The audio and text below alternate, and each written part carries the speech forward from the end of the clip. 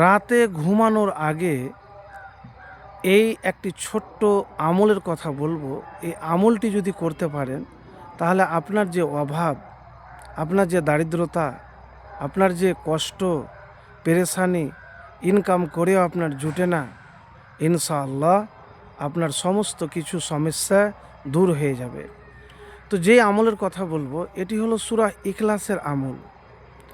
সূরা ইখলাস কিভাবে পাঠ করলে দ্রুত আপনি ফলাফল পাবেন। তো প্রিয় ভাই আমার, আমি আপনাদেরকে এতটুকুন বলবো যে সূরা ইখলাসকে যদি আপনি ভালোবেসে নিয়মিত পাঠ করতে পারেন বেশি বেশি করে, তাহলে আল্লাহও ভালোবাসবে। এবার রসুলুল্লাহ সাল্লাল্লাহু আলাইহি ওয়াসাল্লামের কাছে একজন সাহাবী এসে বলছেন, ইয়া রসুলুল্লাহ, আমি সূরা ইখলাসকে ভালোবাসি। তখন আল্লাহ রসুল সাল্লাল্লাহু আলাইহি সাল্লাম বললেন যে আল্লাহ তোমাকে ভালোবাসে। তাহলে প্রিয় ভাই আমার, যদি সূরা ইখলাস আপনি বেশি বেশি করে পাঠ করতে পারেন তাহলে আল্লাহ রব্বুল আলামিনের ভালোবাসা আপনি লাভ করতে পারবেন। এই হাদিসটি এসেছে বুখারী শরীফ 774 নাম্বার, এবং আল্লাহ রসুল সাল্লাল্লাহু আলাইহি সাল্লাম বলেছেন এ ভালোবাসা তোমাকে জান্নাতে প্রবেশ করাবে।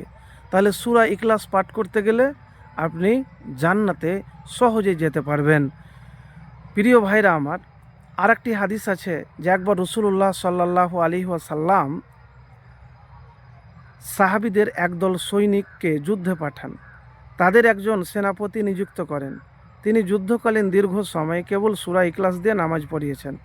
মানে প্রথম রিকাতে সূরা ফাতিহা পাঠ করলেন, তারপরে যে কোনো অন্য সূরা পাঠ করার পরে আবার সূরা ইখলাস পাঠ করিয়েছেন। এরকম আছে হাদিসে। আবার দীর্ঘ সময় কেবল সূরা ইখলাস দিয়েই নামাজ পড়িয়েছেন। যুদ্ধ থেকে ফেরার পর সৈন্যরা মহানবী সাল্লাল্লাহু আলাইহি সাল্লামকে এ ব্যাপারে অবহিত করলে তখন নবী করিম সাল্লাল্লাহু আলাইহি সাল্লাম জিজ্ঞেস করলেন যে কেন সে এরূপ করেছে।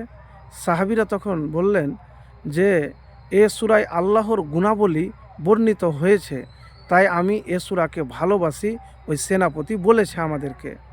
তখন মহানবী সাল্লাল্লাহু আলাইহি সাল্লাম বললেন সাহাবীদেরকে, তোমরা তাকে গিয়ে বলো আল্লাহ তাকে ভালোবাসেন।